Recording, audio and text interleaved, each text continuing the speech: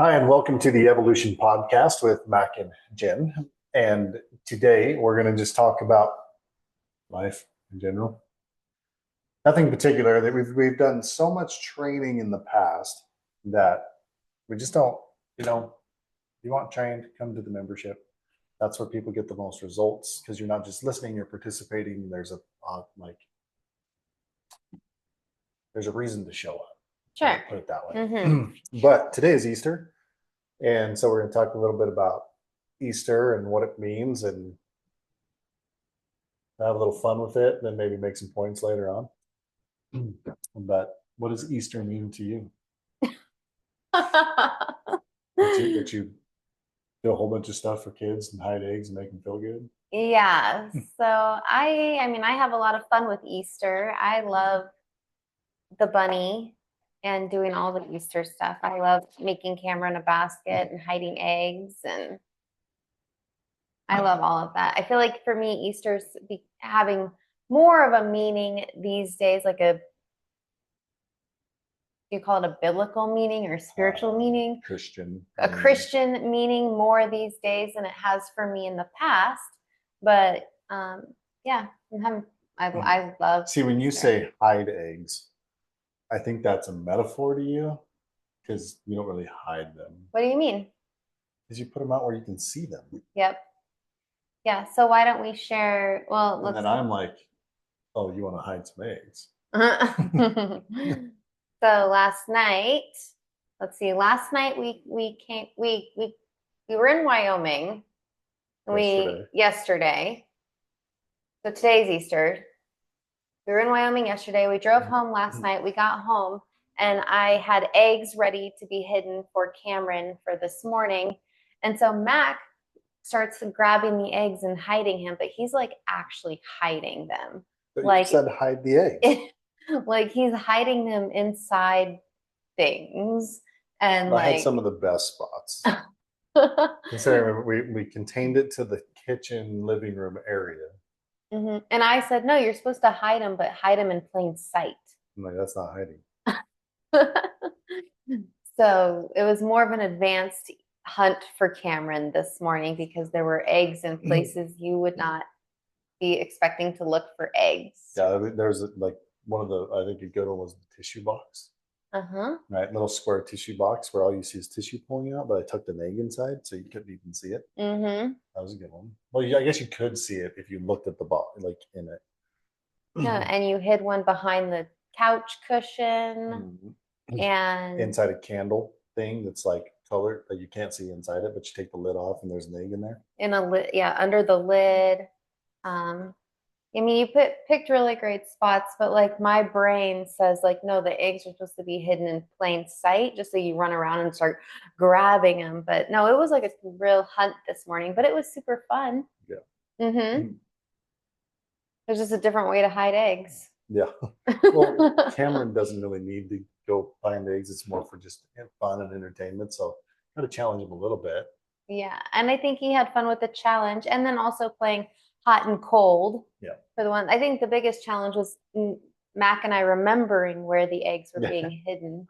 We were like, well, I think, wait, there's good thing we counted. Kind of. Yeah. There was a rough count. Yeah, we kind of had to remember as he, oh yeah, there's one right there. So that was kind of fun, but it was really fun. I like to try to make it cute and special. And Cameron, I asked him today on the way to church, like, do you know that I'm the Easter bunny for you, right? And he said, yes, he's right. That's what he said. Yeah, and he's known for a while. And so he's 12, but my 7, is she 7 or 8? 8. My 8-year-old niece just found out last night that the Easter bunny was her parents, because she's been like questioning and just really curious about it. And so they kind of sat her down and like told her the truth. Right. Yeah. And so I just think though, whether you know or not or whatever, I just think it's fun to just pretend like, you believe in the magic. As I say, like, as long as you believe, like, we get to have fun with it. Cause like I'm an adult, but I still get excited when I see Santa. And I Mhm. know Santa's not real. Yeah, I think to put it into a more adultish, I guess, context would be um, the believing in the something out there. In these cases, in Christmas and Easter, believing in Jesus is a reference to the gratitude of God, believing that we are given gifts, and then if you are typically grateful, appreciative, you're kind, you're doing your best, then you typically wind up with more to be grateful for. It's like God gives you more the more appreciation and gratitude you have. Just like as a parent, the child that has more gratitude is more obedient and receptive to leadership. The more you want to give them versus the adult child or whoever it is that is bitter, cynical, uh, just a pain in the ass, and then you don't want to do anything for them, so they get less. And so it's kind of a little bit of a lesson that says, there's like, do you believe in Santa Claus or the Easter Bunny? And if you believe in Santa Claus, like blah blah blah, or you better be a good kid, or else, right? But to just look at it simply and say, no, it's pretty simple. Be a good person, you get more out of life. Be a bad person, you get less out of life because one, you're not open to receiving, and two, who the hell would want to give a pain in the ass more to be grateful for? It just kind of makes sense that way. I think Cameron was grateful this morning. Yeah. And he was super cute and enjoying himself and having fun. And so, yeah, it was really great. And I'm also excited because we did our Easter egg stuff, the bunny stuff, and then we did go to church, which was super cool. So this would be my third Easter going to church, I think. Is that all? Yes. Yes, because What was the third one? I think I went to Easter church at Flatirons, maybe. Was I there? Not with me. Why not? It should have been. Or was it just one of those weeks where I was gone or something? No, let me think about it. No, we haven't even been together. There we have. No, let me think for a second. Then it's my fourth because I think I went to Easter at Flatirons before I even met you. Hmm. Yeah, so that would be four. So my fourth Easter going to church. Mm-hmm. Mm-hmm. Yeah. Which is kind of cool, actually.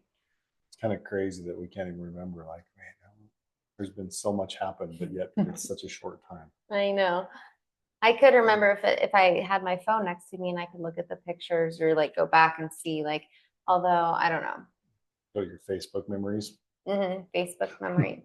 See, what day was Easter on that year? Yeah, but I didn't even start going to church until 2021. Yep. And so I didn't even really know much about, like, Easter to me was always eggs and bunnies. Chocolate. And candy and the basket and all that stuff. So Easter didn't really like mean much more to me other than that until probably more like this year actually it has more meaning, only because I feel like I'm getting closer to like knowing Jesus. Yeah. And understanding what Easter is. What do you think's helped you the most lately understand that? Understand what? Jesus. What's helped the most? Yeah. Well, probably the fact that number one, we've been going to church, not just church, but like church. Like we've been going to church. Also, let me think. Well, when we watched The Chosen, that was really good for me. Yeah, I think that was probably a big. Uh-huh. It just kind of helped put a kind of a context around a lot of it, right? Mm-hmm. Yeah. So that's been really good. And just, I think the closer that I grow even to God, the more like I just want to know. And so just trying to understand like just Jesus and the whole, idea around him and all of it. I don't know. It's kind of Yeah. hard to explain, I guess. I wasn't really prepared to be talking about Jesus. Yeah. Yeah, sorry, I'm a little, my phone's going off because I got a tow job happening that I'm delegating to other people at the moment. Oh, So nice. little back and forth between the sheriff's department and that type of thing. Um, give me 1 second. Yeah. So it's just been really good. It's definitely been a journey for me, and I've asked a lot of questions and gotten a lot of answers. But I do feel like the more that I learn, definitely the more connected I feel, not just to Jesus, but to myself. And the more connected I get to myself, the more connected I feel with you and with everybody else. So I'm definitely appreciating and loving the journey. Yeah. Mm-hmm. It is also you know, it's like a new year. Even though for some reason we celebrate New Year's in the middle of December and January, the reality is the new year is pretty much Easter.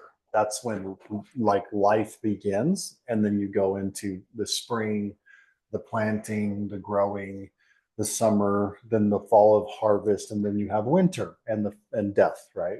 So you have this yearly cycle where it's kind of a new year, and this is when you get a lot of like energy. The sun comes out more, the vitamin D ups our energy levels.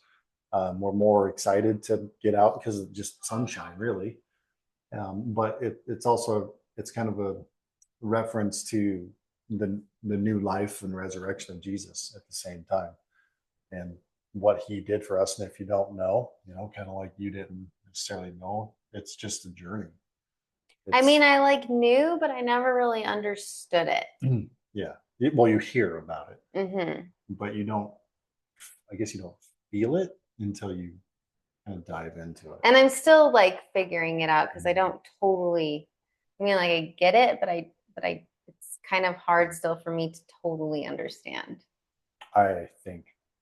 I mean, I don't know that I totally understand it either. There's still things in my mind. They're like, well, what? Well, uh, and back and forth. But I guess the biggest thing for me is I know I've made a lot of errors and mistakes, and the thing that has gave me the most peace is the more I understand what Jesus did and forgiveness and the ability to expose it and let it go, and actually truly find peace after so much hardship and like struggle and weight and pressure and the crap going on in my head and suffering essentially. And then that suffering ends when you understand what it is. So It's really hard though. Like it's still like triggers me a little bit sometimes when you're just like, we'll just give it to Jesus. I'm like, no, why like not? because like when I feel like when somebody is truly in a state of like suffering, whatever level of suffering, if you tell like, we'll just give it to Jesus, it's kind of like, well, F you, like It makes you think that they don't understand, right? yeah. It's like you obviously don't understand what I'm dealing with, because if you think I can just Right. Right. So it triggers me a little bit sometimes. I don't no, know. I mean I get it. I No, because I'm like for those of us who don't understand like what that means, it sounds like insulting a little bit. it devalues the suffering that they're going through. Yeah. You understand that? Yeah, I do understand that, and but how do you? I guess it's always going to be challenging when like someone like me that's been in the suffering, that's been in the dark, that's been made a bunch of stupid mistakes and like really shut down and just had this weight of the world on your back and like there's just all this crazy ass, you don't know what to do. Mm-hmm. Right? Like the world's going to end. You don't know what to do. You're just stuck. Mm-hmm. And then you go through the steps that are required to let it go. Yes. And that those steps were eventually giving it to God, right? Yes. But I like that, like to me, the words that feel better are like, letting it go Mm-hmm. rather than we'll just give it to Jesus. Like give it to Jesus to me, What's the difference? maybe it's just my own word, like because you know how words trigger good or bad feel like thoughts or feelings. But when or like when somebody's in the shit, like yeah, essentially what we're doing when we're coming out of it is we're letting it go, right? So we are, I guess, giving it to Jesus. But it's really like those words are like hard to hear if you just don't understand what it means. Yeah. I mean, I, I 100% understand that when you're in a place that you don't like and somebody else gives you an opinion on like how to solve it, nobody wants to hear it, Sure. right? Like Mm-hmm. I don't care what words you use, I don't want to hear it because I'm in my shit, right? Right. And so I understand that. Um, still, you know, there's there is the biblical side of it that where Jesus said, my yoke is light. Let me help. And so maybe it might be better said of just saying, well, do you think you could let Jesus help?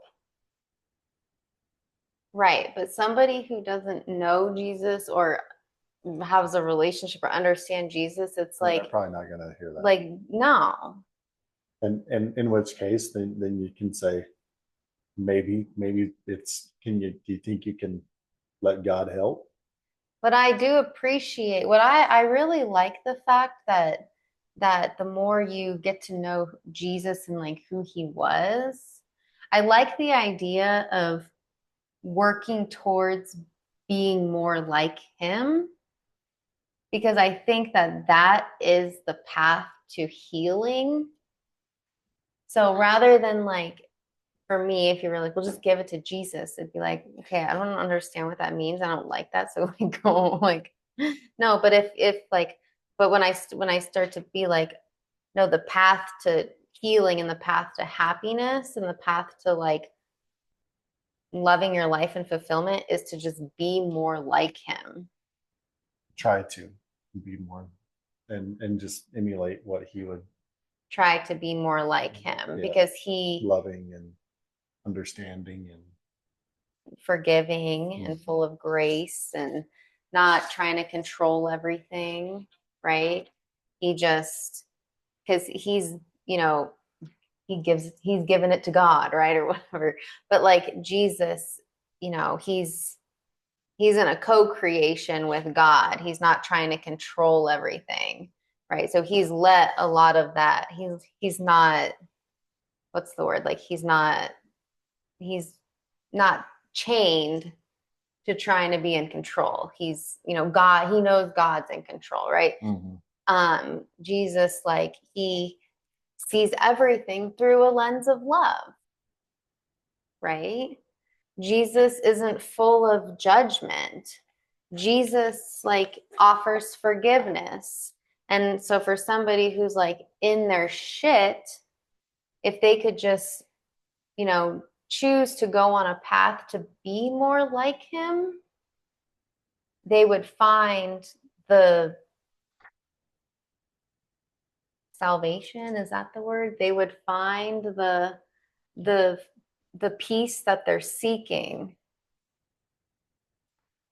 I think that, I mean, everybody has their own journey to getting there, right?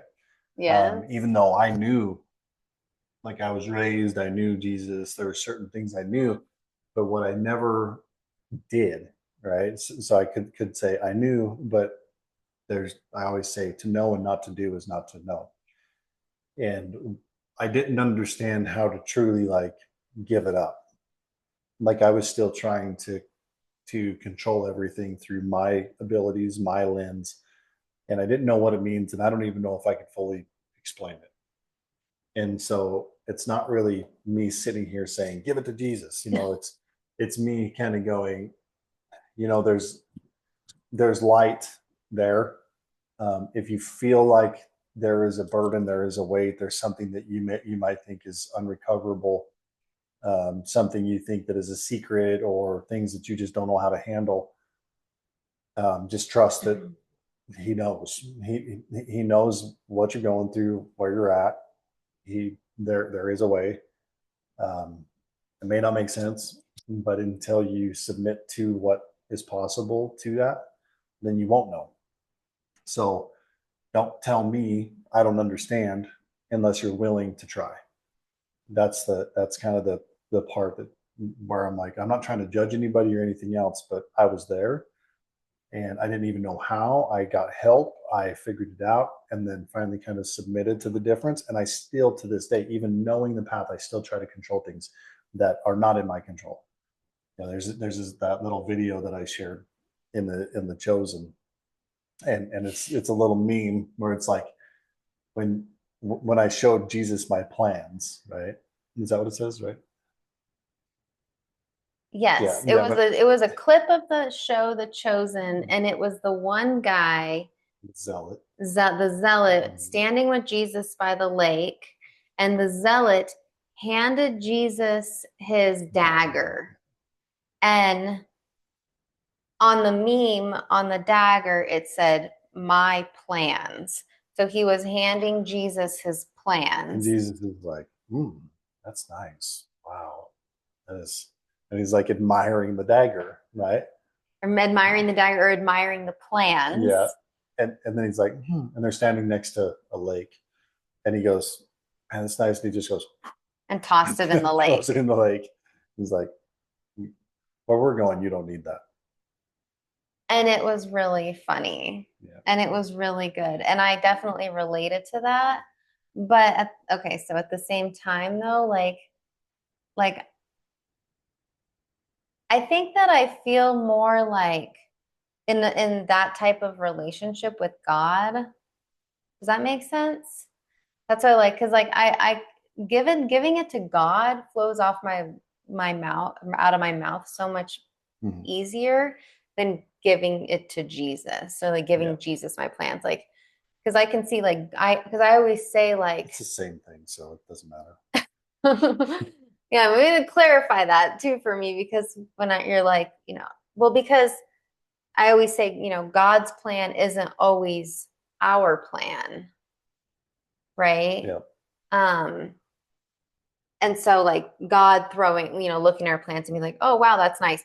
And that's why I say like God doesn't read the fine print to your plans. Right. So I think for me, maybe I just need to, you don't know what you don't know. And I know that there's a lot that I don't know, but I just haven't made, I guess, the connection fully of like integrating Jesus and God as like one. I mean, it's a Is that? I think it's a lifelong journey, but they are one, but they're different. Jesus lived the human experience like we did. He went through all the pains and the suffering that we did. He felt the emotions and the struggles and the temptations. I believe we're all connected. Yep. And so if you don't think someone understand that like he experienced it. He went through it and he overcame it. He mastered the physical temptations over the spiritual soul or whatever it is. And it's not to think that he's different from you in the fact that he didn't make a mistake or sin or whatever. He's actually very much like you in the sense that he went through those things. And so he knows the weight of the problems that you face. And even though he didn't have to and he did everything right, he was still punished. Like he was betrayed. And because I guess because he knows what it's like and he can still lead with love, that says a lot about what's possible for the rest of us. That is truly unconditional love, to go through all of that and never turn in rage and wipe out humanity, or whatever, but to literally stand and suffer through the extent of it. And the most, I think the most challenging part for him was probably when, for the short period of time that he was fully disconnected from God, that was probably the most pain he felt. But we're so caught up in the world that we're rarely fully connected to even feel that indifference. And he is the one that made it to where we can be connected to God. And so when we take the time to slow down and feel the presence of God that resides inside us and in everything around us, and like every last thing that is there, that when we slow down enough to actually feel God in us and with us, that's when our guidance system begins to work. When you, what do I do now? What do I, how do I do this? How do I do that? We slow down when we can feel God leading us, our inner being, showing us the light of somewhere to go. That is a little more of the direction of like what God wants with us. And if it wasn't for Jesus changing this, we would still be, sacrificing lambs or something to try to be in God's presence, some crazy stuff. But because Christ was the sacrifice, we don't have to do that. We just have to ask for forgiveness, give it to him the best we know how, or just even say, God, I don't know what to do. Please, help me. And that's typically enough of a submission that it opens us up. It's not that God ever left. He's always there to help, but our submission opens our hearts to allow the voice, the emotions, the feeling, the energy, the manifestations of that begin to come forth and guide us to the next step of where we need to go in this journey called life. And this journey called life is not about some necessary destination. It's about the knowledge gained through the struggles, the knowledge that we gain through the trials, through the next task we're going to do, through, if it's tying our shoe, we had to learn, we had to struggle, we had to do that thing. If we decide we want to learn to speak a new language, we're going to go through a struggle. If we decide we want to grow a business, there's going to be, you have to learn in order to do it. But mistakes are part of the process, but it gets a lot easier when you understand that God is with us. God is helping us, pushing us towards it. Always there. He is source, energy, the universe, all those things. Yeah. It's about growing in that like conscious awareness.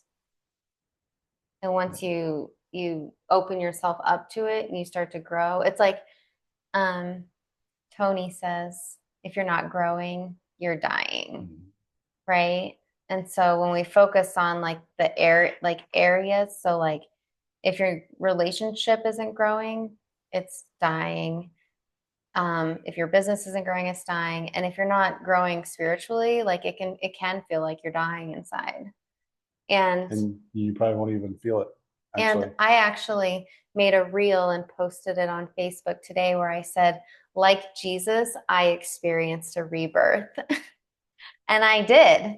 And I remember when I, basically threw my hands up in the air and gave it to Jesus or gave it to God and opened myself up to the fact that I need help and I don't know what to do. And I'm open and willing to learn and grow. And that was when I basically, became I feel like reborn. And I was thinking about it today and I was like, I don't actually really remember, I remember what it was like before that moment, but I don't really remember myself before that. You remember that you were in pain and suffering. I was in pain and suffering and I was existing. You can't feel it anymore. I was existing, but I wasn't growing and I wasn't thriving.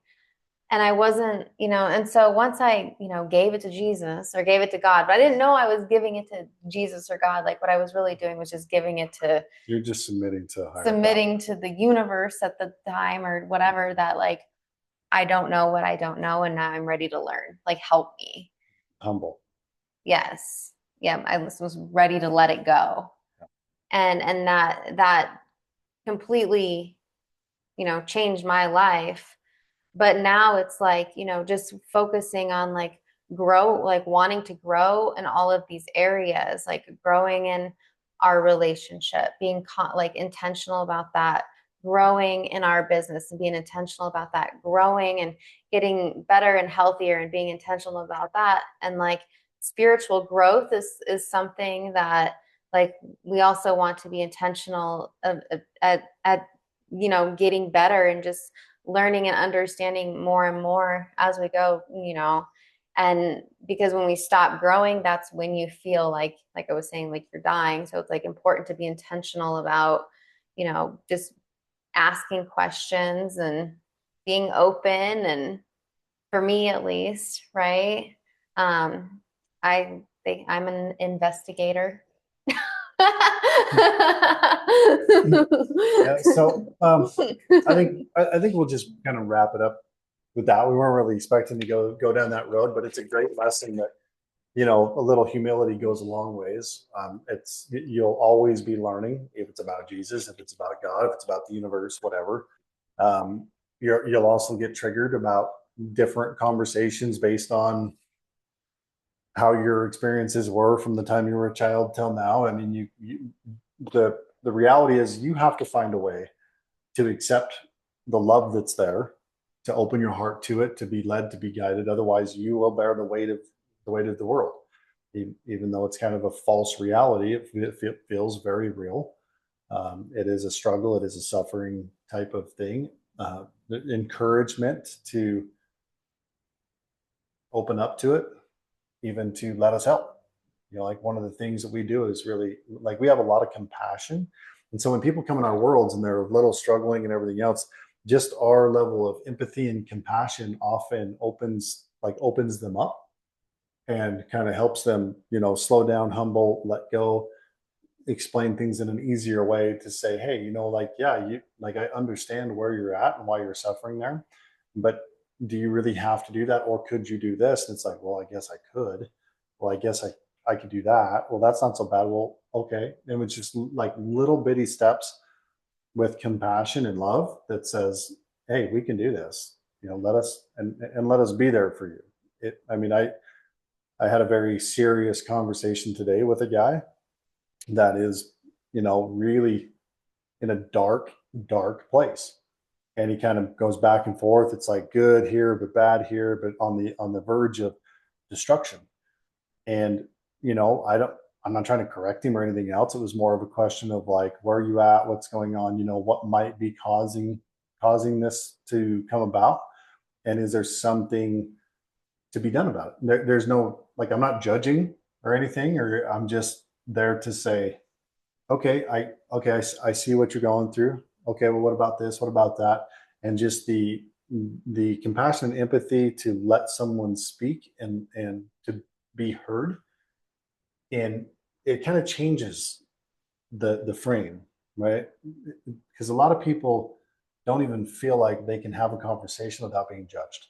Mm-hmm. And when you realize that you can have a conversation without being judged, and just like ears that go, okay, okay, okay, okay. Oh, yep, I get it. Well, what about this? So no judgment, just like, well, I see an opportunity here. What could you do this? Or okay, yeah, that's shitty. All right. So worst case is this. We already know that.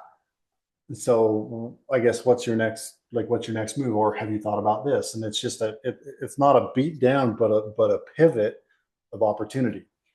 And that's a lot of times how I see Jesus, as in, oh man, I'm really bombing this. Like, can you help me pivot? Right? Like, I'm not going to be perfect. I'm probably going to keep screwing this up, but if you can help me pivot, I would sure appreciate it, because I'm not sure what I'm doing right now. Like, it doesn't feel like I have a grip on this, and I know I need to do better. What does that look like? And it's a conversation, but a lot of times in the beginning, you don't necessarily talk to Jesus. You talk to somebody that has compassion and love that can show you that for yourself. And you can kind of go, okay, take a breath. And just a little piece goes a long ways. Anything else? I think we could go on for a while Yeah. about this. But it was good. Yeah. So Mhm. I guess at a minimum, if you're listening by chance and you're like not sure, just take a deep breath and say, you know what? It's the beginning of a new year. It is the springtime to sow new seeds, to plant a new harvest, and to grow and, you know, have some extra energy and an opportunity to say the winter has come and gone, and I'm going to let old things die, and I'm going to move into new growth, and I'm just going to try and let it go. It's almost like if you are in a place that you don't like, you know, the key is finding people who have what you want and doing what they do, right? Modeling their behavior. And I feel like if you are in, like, a lot of people that find Jesus are in a place of suffering. And I think it's because once they do find him, like, he's the ultimate light. Yeah. And so it's like he is the savior, Mm-hmm. right? Yeah. And so like I feel like I still get triggered sometimes around all of this, but like I have breakthrough moments all the time, and I'm just starting to get it more and more and more. But um yeah, it's good. Good job, Matt. Likewise. All right, we'll leave it at that. We hope you guys had a great Easter and have a good spring moving forward. As we talked about, come join the membership. There's more than just, you know, this kind of conversation. There's conversations about business, relationships, our physical bodies, some cool stuff that we can do in all those areas. And, you know, like our mentors have said, you know, if you're not growing, you're dying. A lot of people don't understand what growing in a relationship means, you know, like actually putting effort into it so that it gets better. Because if you're not doing that, along with the crazy life happening, you know, you get busy, you get kids, you get all these things. If you're not doing something to elevate it, it will die. And you see that a lot in the world, in the realm of divorce or cheating or whatever. So let us help. Let us show you, like, hey, look at this, look at that. Like, it can actually be really good. And in business, the same thing. That one's a little easier, I think, because it's just logical. You know, I'll do this. That some uh, what I'm not thinking of the word here, like when you hold people accountability. That's what it is. A little bit of accountability on showing up and growth and listening. It just works. People in the membership just get the results. So join us, show up with it. If you need something outside of that, or you're not sure, you can reach out to one of us and request a consult. Just say, hey, can you help me in any of these areas? Or even if you disagree, like, put a comment in. Disagree with me. I'll have a conversation. Might be interesting. I'm always up for the challenge, and at the very least, I will learn something else. So, yeah, we'd love to see you. Awesome. All right. We'll see you. Bye.